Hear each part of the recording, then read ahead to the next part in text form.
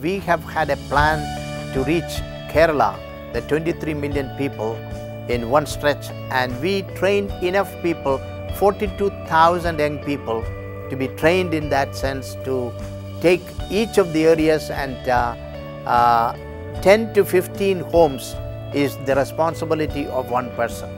That's the way we divided Kerala into smaller segments, and then we started working on it.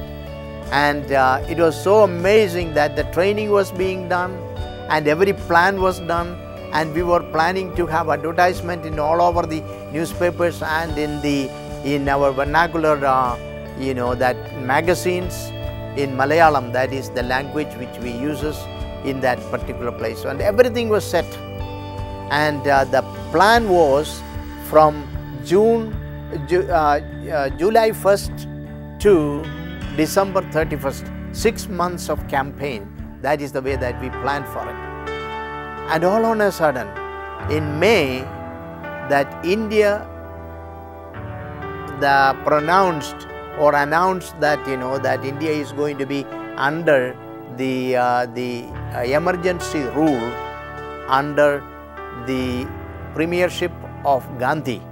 And she said that that we are going to have emergency because the problem inside the country, and she said that every place, every kind of public meetings are being prohibited until the new order comes in. We planned actually 307 different meetings during that time, from one end to the other, and public meetings.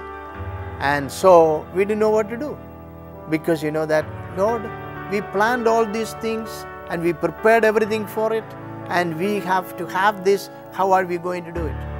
So he said that he reminded us, you go to the Chief of Police, which is called Inspector General of Police in our state.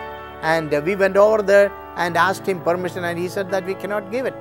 Then we just told him that we are a Christian group, we never criticizes the government, we are just here presenting Christ to others, and we have the minority rights in this country according to the Constitution. And then finally the Inspector General of Police told him that I have given permission, but I am going to give you permission to arrest him if he says anything which is contradictory to the existing government.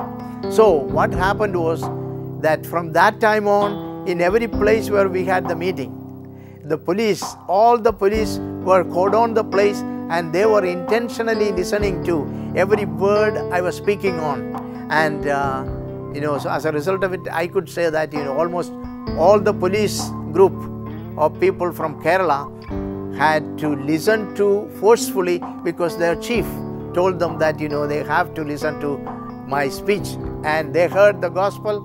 And we don't know exactly how many prayed to invite Christ, but I'm sure that there are thousands came to know the Lord because of it. And as a result of it, that we have known that at least 7 million people were personally just talked to, and 1.7 million prayed to invite Christ. And by 31st of December, every home was surveyed, and it was an amazing thing which happened, because the last telephone call came from the northern city of Kerala, and they said that we finished every house here also.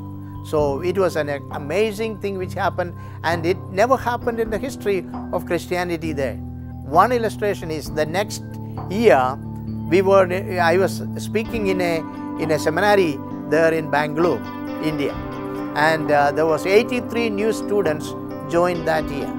Out of that, 68 students were from Kerala, those who came to know the Lord through our campaign at that time.